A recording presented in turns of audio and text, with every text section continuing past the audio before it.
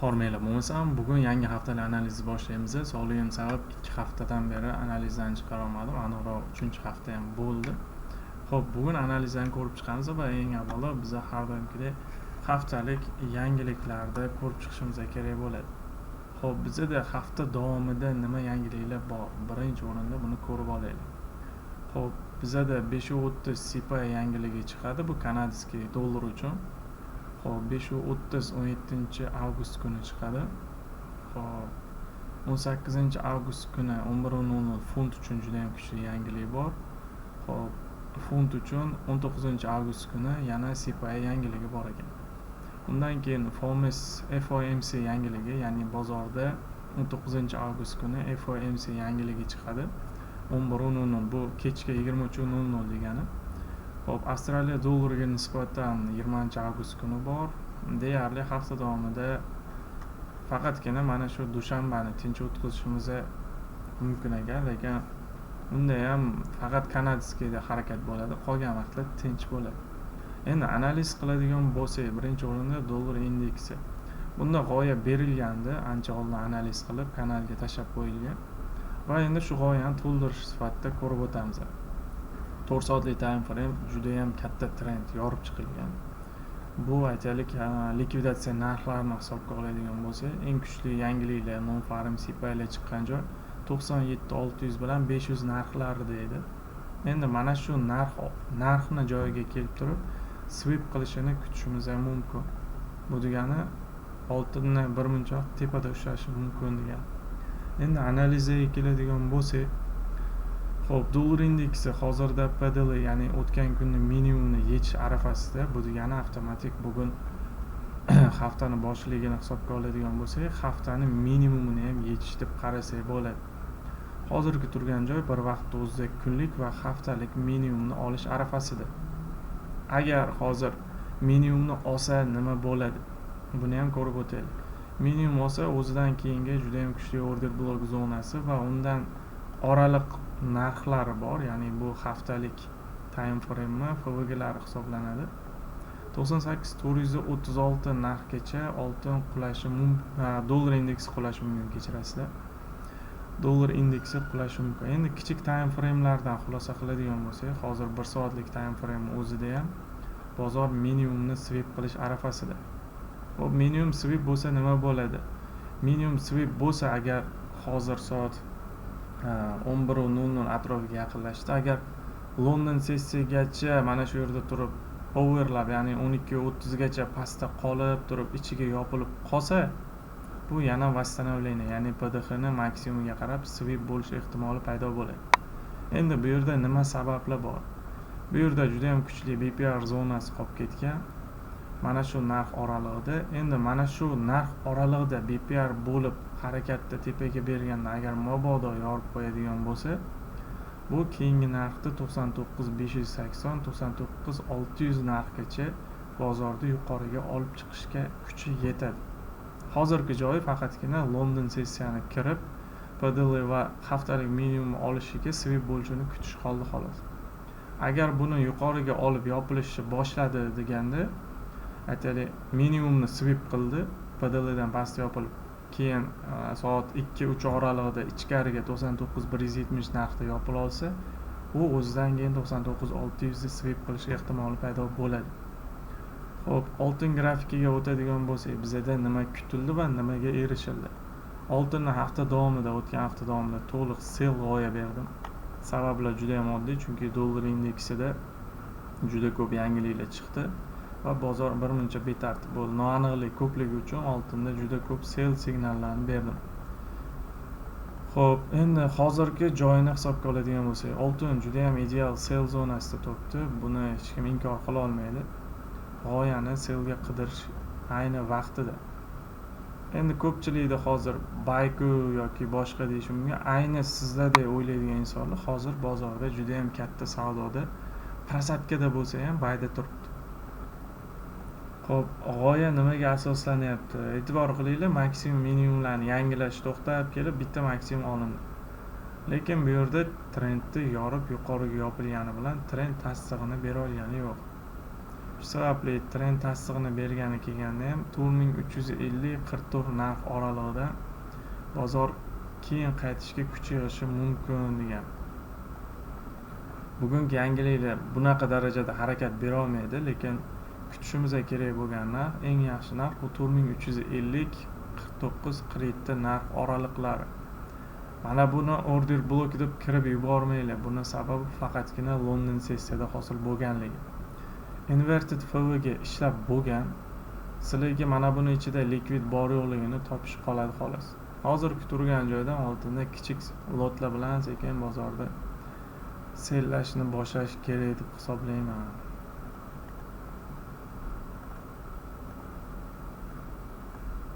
Agar bozorda tekis oqish, ya'ni hech qanaqa modelsiz, trend bermasdan oqishni boshlasa, bu ham haftalik minimumni oladi. Buni haftalik minimum olishi bu dollar indeksini ham haftalik va kunlik minimumni olmasdan qaytishini anglatadi. Hozir dollar indeksi minimumni olib bo'ldi. Bu degani oltinda kichik lotda o'sha riskni boshlasa bo'ladi degani. Likvidatsiyaga uchrash narxlarini kutishimiz kerak. Trend hosil bo'lishiga sabab bo'lgan minimum, inverted FVdan olgan atkat va bozorda eng kuchli sell side likvid zonasi. Agar katta kuch bilan ketishni boshlasa, сделкani bezubitkada saqlaylar. 4250, 4000 atrofigacha. Nimaga 4000 atrofigacha? 4000 da juda ham katta volatilность bilan bozorda Xitoy oltin sotib olishni boshlagan joy edi. Bank of America ham oltinni 4600 ga chiqishiga ishonamiz deb turib 3997, 3998 narxda e'lon bergandi. O'shandan keyin oltin qaytgan emas. Endi mana bu minimumga ham keladigan bo'lsak, 4010 swap bo'lishi mumkin. Ayni shu haftani o'zi ham hal qilib qo'yish ajab emas. Bu men kutayotgan fokus xolos. Bozor berayotgan model kuzatib borib turib qilinadigan qarorlar bilan yo'lda katta time frame modellari ularni to'xtatishiga sabab bo'ladi. Xo'p, birinchi to'xtashiga sabab bo'ladigan eng kuchli zona. Bu juda ham katta impuls bilan ketgandi. 4170-4166 narx oraliqlari. Bu bitta yaxshigina to'xtashga sabab bo'ladi. Yo'ldan bitta atkat bo'lishi mumkin bo'lgan joy bu bizda 4241-4950 narx oralig'i. Bu to'xtashi mumkin bo'lgan joy, lekin bunda ham uncha-bunchaga to'xtay olmaydi, chunki bu kunlik time frame. Xo'p, haftalikka o'tadigan bo'lsa ham, haftada ham juda ham kuchli FVG zonasini qoldirib ketgan. Bu texnik tahlildagi bitta sabab xolos. 4200 narxga to'g'ri keladi. Ya'ni birinchi atkat 4200 da bo'lib yana ham yorib ketishni boshlasa, bu kunlik FVGni target qiladi, ya'ni manzilini belgilaydi. Bu 4163-60 narx bo'ladi. Shuning uchun fokusda dalshi buy ekan yoki 4600 gacha go buy emas, selldan esdan chiqarib qo'ymaylik, chunki dollar indeksi minimumni halicha ola olgani yo'q. Agar razvorot berib joydan impuls bilan London sessiya kirishi bilan ketaversa, buni hech kim to'xtata olmaydi. Xo'p, bo'lmasam bu funt dollarda ham hozir ko'rib o'tamiz, yevro dollarda ham ko'rib o'tamiz. Общий hisobga oladigan bo'lsak, bozorda fokusidan dollarda indeksini agar atkati chiroyli bo'ladigan bo'lsa, bizda 2358 pipsli atkat kutilyapti hozirda. Xo'p, yevro dollar analizini ko'rib o'tamiz. Bu ham dollar indeksiga nisbatan oladigan bo'lsak, xo'p, invalid order block zonasiga kelib qoldi. Hozirgi turgan joy. Xo'p, invalid order block zonasida nimalarni kutsak bo'ladi? Hozirda juda ham yaxshi trend bilan kelgan zonani kasanyalarni hisobga oladigan bo'lsak, o'sha maksimumni yechib, o'ziga yangi maksimum minimum yasashni boshlagan. Xo'p, bu bitta minimumdagi atkat PDX ni olingan hozirda 1 soatlik time frame o'tadigan bo'lsak, yana ozroq yuqoriga yurishga haqli ekan. Yana ozroq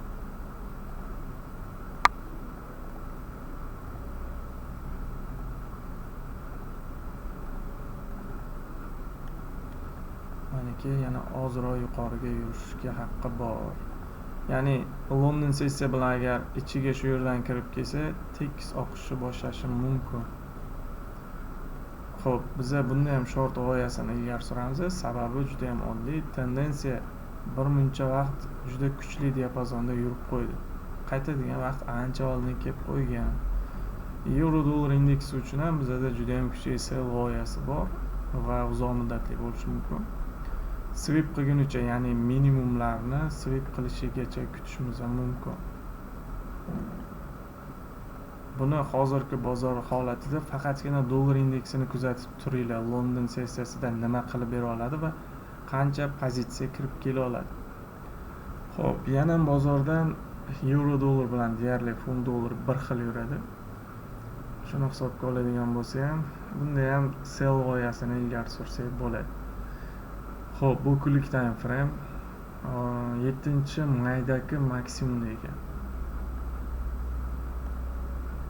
Xo'p, euro dollarni maksimumiga kelganini hisobga oladigan bo'lsak, ichkariga 5 va 15 time frame'ida trendni bitta minimum olib berishini kutinglar. Chunki ob'yom qanchalik katta bayda tursa, shunchalik maksimumlar ko'p yechiladi. Agar minimum yechishni boshlasa, teskari savdo bitimlari ko'payganini bildiradi. Maniki hozir faqatgina maksimumlarga harakat bo'lyapti. Bu degani hozircha sell yo'q. Hozir birdaniga sellab qo'yinglar. Hech bo'lmasa 1 soatdan keyin New York sessiyasini kutib olishga harakat qiling. London sessiyasini kutib olishga harakat qiling. Endi mana shu g'oya bilan asoslangan ko'pchilik endi baribir Bitcoinga qiziqadi. Biz buni analizini narigi akkauntda berib o'tgandik. Hozir ko'rsatib o'tib ketaman. Xo'p, bunda ham g'oya juda ham kuchli bo'lgandi. Hozir ko'rsatib beraman. Ancha oldin biz buni analizini berganmiz. Bundan oldingi eng oxirgi o'zim analizimni ko'rsanglar ham aynan Bitcoin analizi alohida e'tibor bilan qilingan. Chunki juda ko'p investorlar boshqalar trade'ga katta lot, ya'ni hold deydi bu narsani, katta lot ochib solig'ini to'lab сделканы hold qilib turgan. Bitimlarni shunchaki nalogini to'lab turib yopib turishgani mana shu narsani o'zi ham bitta Bitcoinga ishonchni oshiradi. O'sha Bitcoinga oshgan ishonch bozorda ancha vaqt yurib, bozorda ancha joyga burib qo'ydi. Xo'p, shu yerda bor ekan Bitcoin analizi.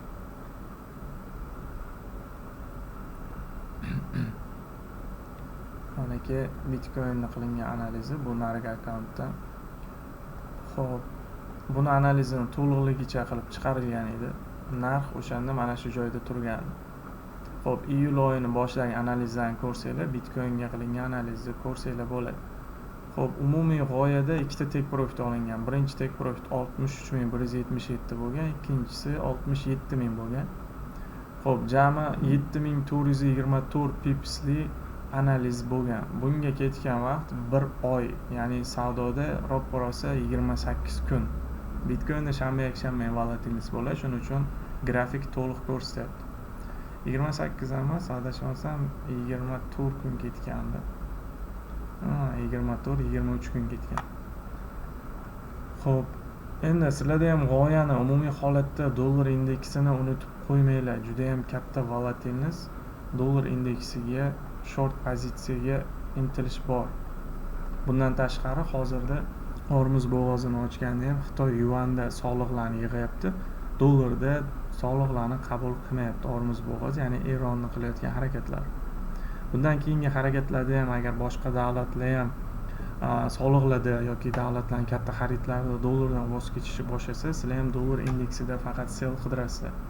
Bu texnik emas, fundamental, ya'ni sizning texnik modellaringiz bunaqa holatlarda ishlamaydi. Misol, zo'r SNRda qiyin patternni ko'rib turibsiz, сделка ochaman deb kirgan vaqtingizda ishlaydi deb 100 talik kirib yurgan modelingiz ham ishlamay qoladi, chunki fundamental bozorda retail trader va swing traderlar juda ko'p bo'ladi.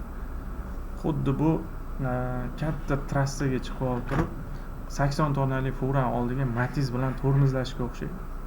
Savdo bitimingiz 0.020, balkim 1 lot bo'lar yoki 10 lot, balkim kimdadir 100 lot bo'lar, lekin ob'yom jihatidan bozorda umumiy hajmidan kichik bo'lgani uchun siz uni prosatkasiga ham turib bera olmaysiz.